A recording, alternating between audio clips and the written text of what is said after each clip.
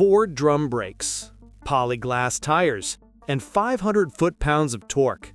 If you want to understand why insurance premiums skyrocketed in 1971, you don't look at the drivers, you look at the engineering. Subscribe, because today we're talking about the machines that didn't just go fast, they actively tried to kill you. Let's go back to the golden era. Detroit was in an arms race. Horsepower was climbing, displacement was exploding, but chassis technology? It was still stuck in 1955. The result? Cars that could hit 140 miles per hour, but couldn't stop, turn, or stay glued to the pavement to save your life. Literally. Exhibit A, the 1970 Plymouth Hemi Cuda. On paper, it was a dream. The 426 elephant motor, but here's the lie everyone believed. The brochure said 425 horsepower. In reality, that engine was pushing closer to 470 with a torque curve that hit like a sledgehammer. The problem wasn't the power, it was the wheelbase. The E-body platform was short. When you stomped the gas, the weight transfer was violent. The front end lifted, the steering got light, and if the road wasn't perfectly straight, that short wheelbase meant you were swapping lanes whether you wanted to or not. They called it the Widowmaker for a reason. You didn't drive a Hemi Cuda, you survived it. Then you had the science experiment gone wrong. The 1969 Dodge Charger Daytona. This car exists because of one thing: NASCAR. Chrysler needed to hit 200 miles per hour on the banks of Talladega, so they slapped a nose cone and a 23-inch wing on the Charger. For racing, brilliant, but for the street, a nightmare. That massive wing and nose cone created incredible downforce at 180 miles per hour, but at legal highway speeds in a crosswind, that nose cone acted like a sail. The front end would wander, the car was nearly 20 feet long, impossible to park, and overheated in traffic because the air inlet was too small.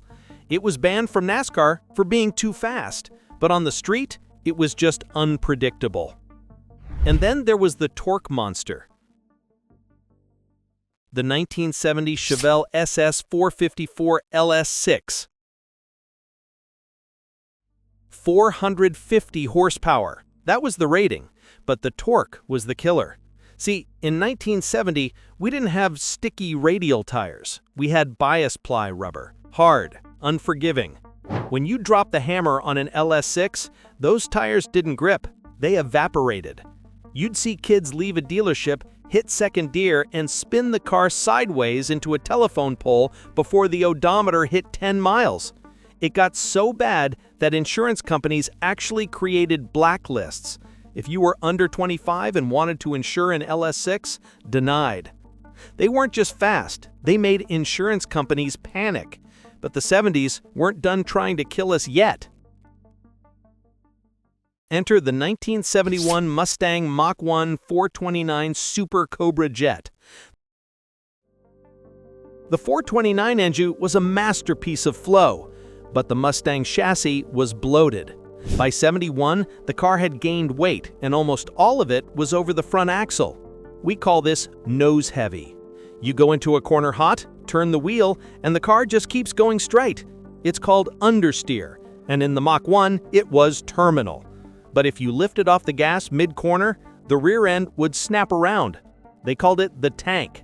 Great for a straight line, lethal in a curve. Pontiac had the 1969 GTO Judge. Bright orange paint, Ram Air 4, 4-speed manual. It looked like fun, but the GTO had a nasty habit of breaking traction in third gear. You'd be doing 70 miles per hour, shift, and the rear tires would light up again. Most buyers skipped the optional handling package to save money for the big engine, so you had a suspension designed for a grocery getter trying to handle 400 horsepower. That math never adds up. And we can't forget the 1969 AMX 390. A two-seater, Tiny wheelbase, huge V8. It was basically an engine with a seat attached to it. Journalists at the time noted that above 100 miles per hour, the front end felt like it was floating. It was a Corvette for half the money, but it came with twice the fear. One bump at high speed, and you were looking out the side window to see where you were going. By the 1970s, Detroit realized they'd built monsters, but not everyone slowed down. Some decided to go nuclear. The king of death traps? The 1965 Shelby Cobra 427. This isn't a car. It's a chassis made of scaffolding tubing with a 485 horsepower NASCAR engine stuffed into it. Weight? Under 2,500 pounds. Traction control? Your right foot. ABS? Prayer. Carl Shelby himself said most buyers couldn't handle it. The power-to-weight ratio was better than a modern Ferrari, but on 1960s tires. You punched it and the car didn't just accelerate, it teleported. If you weren't pointed straight, you were dead. Mopar came back for seconds with the 1970 Challenger RT 440 6-pack. 3 two-barrel carburetors. When you floored it, there was a moment of hesitation, and then, boom, all 3 carbs opened. The torque hit so hard it would twist the chassis, but the steering? It was over-boosted power steering. You had zero road feel. You were piloting a missile with a steering wheel that felt like it was connected to a video game. By the 80s, muscle cars looked tame, but they were stealth killers, and even the icons weren't safe from their own fury. The 1987 Buick GNX. A V6 Buick Regal, Grandma's car, except it had a turbocharger from hell. This was the era of turbo lag. You hit the gas, nothing, and then the boost hit like a freight train. Inexperienced drivers would stomp the pedal, feel nothing, keep it floored, and then get 360 pound-feet of torque instantly while mid-corner. GM quietly killed it because it was embarrassing Corvettes and wrecking too often. And finally, the Hollywood killer. The 1978 Trans Am 6.6. Smokey and the Bandit made everyone think they could drive like Burt Reynolds. The car was heavy. The suspension was sloppy. The brakes were garbage. But because of the movie, every high school kid thought they could drift it around corners. It didn't need to be fast to be deadly. It just needed to make the driver overconfident. Honorable mention to the 1971 Daytona Pantera.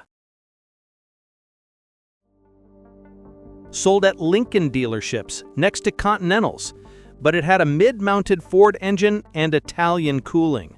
The weight balance was twitchy, the cooling system failed constantly, the cabin filled with gas fumes. Elvis Presley owned one. It wouldn't start one day, so he shot it. That was the safest thing anyone ever did with a Pantera. Here's the reality. We look back at these cars with nostalgia.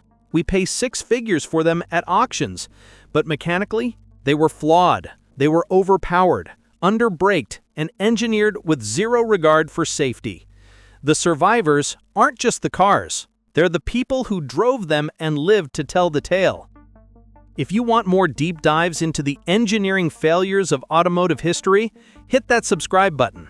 Next time, we're looking at the Ford 6.0 Power Stroke, the engine that bankrupted warranty departments. You won't want to miss it.